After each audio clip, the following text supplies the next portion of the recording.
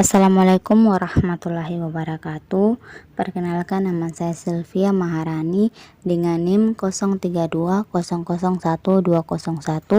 dari kelas J dengan program studi PGSD semester 3 dengan mata kuliah konsep dan pembelajaran IPA SD kelas tinggi. Baik, pada kesempatan kali ini saya akan membahas tentang gelombang dan bunyi. Pertama, pengertian energi bunyi. Energi bunyi adalah suatu bentuk getaran yang kemudian bisa menghasilkan suara-suara yang bisa didengar oleh alat pendengaran manusia. Energi bunyi bisa muncul dari berbagai macam sumber, bahkan dari hembusan angin. Pasti Anda pernah mendengar sapuan angin yang menghasilkan suara gesekan daun kering di jalan, gesekan dedaunan di pohon, dan sebagainya. Jadi itulah alasannya mengapa bunyi adalah salah satu bentuk energi karena memerlukan kekuatan atau sumber untuk menghasilkannya. Selanjutnya, pengertian sumber bunyi. Sumber energi bunyi adalah semua bentuk benda atau hal yang dapat menghasilkan bunyi yang bisa didengar oleh manusia. Sumber bunyi tersebut kemudian dapat bergetar karena pukulan, petikan, tiupan, gesekan, atau muncul secara alami atau tanpa campur tangan manusia. Sumber bunyi dapat berasal dari mana saja, termasuk manusia itu sendiri, karena memiliki alat untuk mengeluarkan sumber bunyi, yakni pita suara. Saat Gramet berbicara atau bernyanyi, pasti pita suaranya akan bergetar. Selanjutnya, pengertian gelombang. Gelombang adalah getaran yang merambat. Bentuk ideal dari suatu gelombang akan mengikuti gerak sinusoide. Selain radiasi elektromagnetik dan mungkin radiasi gravitasi yang bisa berjalan lewat ruang hampa udara, gelombang juga terdapat pada medium yang karena perubahan bentuk dapat menghasilkan gaya pegas, di mana mereka dapat berjalan dan dapat memindahkan energi dari satu tempat ke tempat lain tanpa mengakibatkan partikel medium berpindah secara permanen, yaitu tidak ada perpindahan secara massal.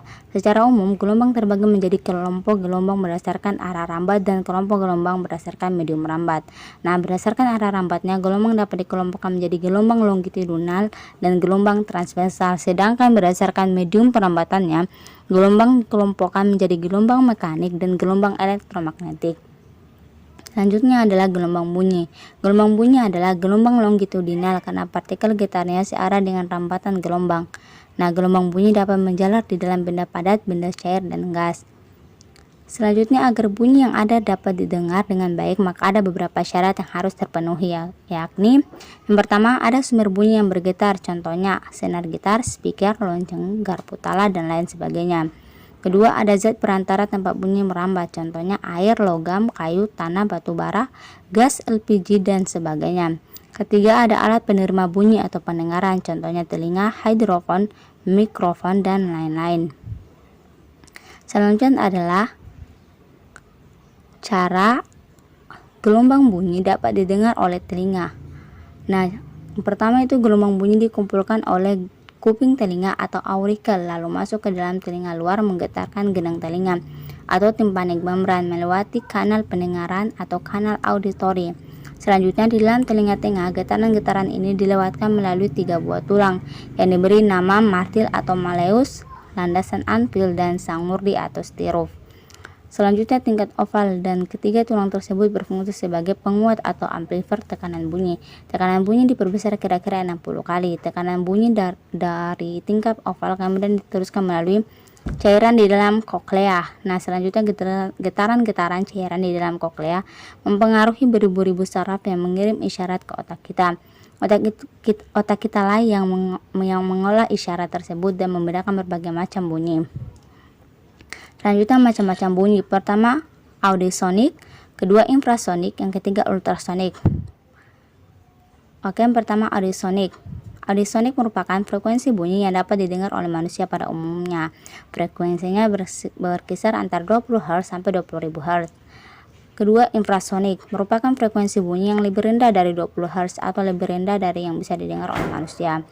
Ketiga, ultrasonik merupakan frekuensi yang lebih tinggi dari 20.000 Hz.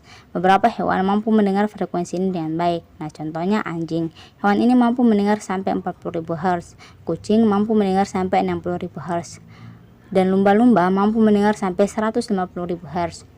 Selanjutnya, beberapa kemampuan hewan dalam menangkap gelombang frekuensi bunyi.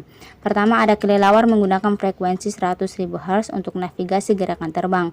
Kedua, anjing dapat mendengar hingga 40.000 Hz. Ketiga, kucing memiliki kepekaan pendengaran dari 100 sampai 60.000 Hz. Keempat, kuda nil menggunakan frekuensi infrasonik 5 Hz untuk berkomunikasi antara sesama kuda nil. Dan terakhir, ada gajah mampu menangkap frekuensi bunyi dari 1 sampai dengan 20.000 Hz.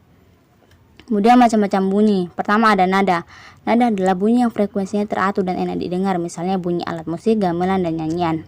Kedua desiran. Desiran adalah bunyi yang frekuensinya kurang teratur tetapi masih enak didengar, misalnya bunyi aliran angin, sungai, dan air terjun. Ketiga letupan, yaitu bunyi dengan frekuensi tidak teratur dan tidak enak didengar, misalnya bunyi petasan dan ledakan. Selanjutnya tinggi rendah nada dan kuat lemahnya nada. Pertama tinggi rendah nada. Tinggi rendah nada tergantung frekuensi getar. Bila frekuensi besar disebut nada tinggi dan bila frekuensi kecil disebut nada rendah. Kedua, kuat lemah nada. Kuat lemah nada tergantung amplitudo getar. Bila amplitudo besar, maka nada kuat. Dan bila amplitudo kecil, maka nadanya lemah. Selanjutnya resonansi. Resonansi adalah peristiwa ikut bergetarnya suatu benda karena ada benda lain yang bergetar di sekitarnya atau di dekatnya. Syarat resonansi yaitu benda yang ikut bergetar mempunyai frekuensi yang sama dan benda yang bergetar mula-mula. Contohnya, dawai gitar yang dipetik sehingga kotak gitar ikut bergetar. Selanjutnya layangan. Apabila bunyi yang frekuensinya berbeda sedikit kemudian berinterferensi, maka akan terjadi penguatan saat fase sama dan terjadi pelemahan saat fase berlawanan. Gejala penguatan dan pelemahan bunyi secara periodik ini disebut layangan. Nah, jumlah layangan per detik kita bisa cari dengan menggunakan rumus delta F sama dengan F2 kurang F1. Sedangkan untuk periode layangan kita menggunakan rumus T sama dengan 1 per delta F. Untuk seri ini kita bisa menggunakan rumus F sama dengan N kali P, yang mana N adalah jumlah lubang dan P adalah jumlah putaran per detik. Selanjutnya efek Doppler. Nah, efek Doppler menjelaskan peristiwa terjadinya perubahan frekuensi yang terjadi atau FP karena adanya gerak relatif sumber dan pendengar. Untuk mencari efek Doppler, kita bisa menggunakan rumus FP sama dengan V plus minus VP per V plus minus VS kali dengan Fs, yang mana FP adalah frekuensi yang diterima pendengar, sedangkan V adalah cepat rambat bunyi udara. Kemudian VP adalah kelajuan pendengar, dan Vs adalah kelajuan sumber bunyi, dan Fs adalah frekuensi yang dipancarkan sumber bunyi. Ada ketentuan untuk Fp dan Fs. Pertama, bila Vp-nya plus, maka pendengar mendekati sumber, dan jika Vp-nya O, maka pendengar itu diam. Dan jika Vp-nya minus, maka pendengar menjauhi sumber. Dan jika Vs-nya minus, maka sumber mendekati pendengar. Dan jika V-nya S, Vs-nya 0, maka sumber diam. Dan jika Vs-nya plus, maka sumber menjauhi pendengar.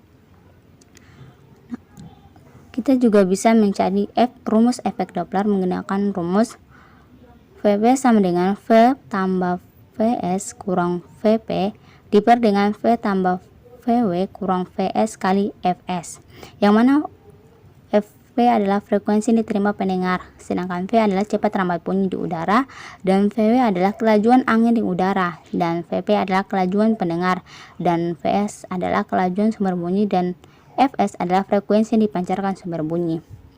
Selanjutnya adalah intensitas dan taraf intensitas. Nah, intensitas bunyi adalah energi bunyi per satuan waktu yang menembus bidang seluas satu satuan tegak lurus arah rambat bunyi.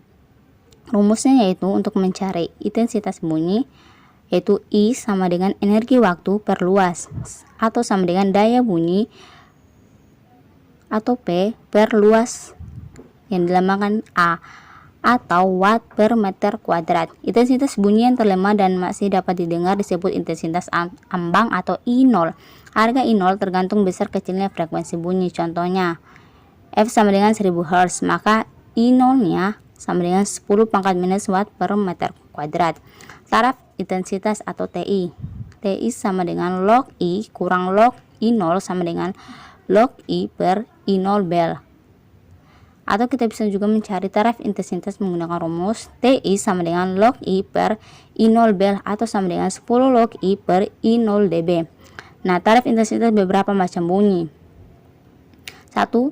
Ambang pendengaran sama dengan 0 dan 2 bisik-bisik itu sekitar 10 sampai 20. 3 perpustakaan sama dengan 30 sampai 40. 4 rumah tinggal itu 40 sampai 50.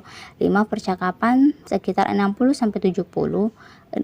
6 lalu lintas itu sekitar 70 sampai 80 dan 7 sepeda motor knalpot terbuka sekitar 90 sampai 95 dan 8 ambang perasaan itu sekitar 120.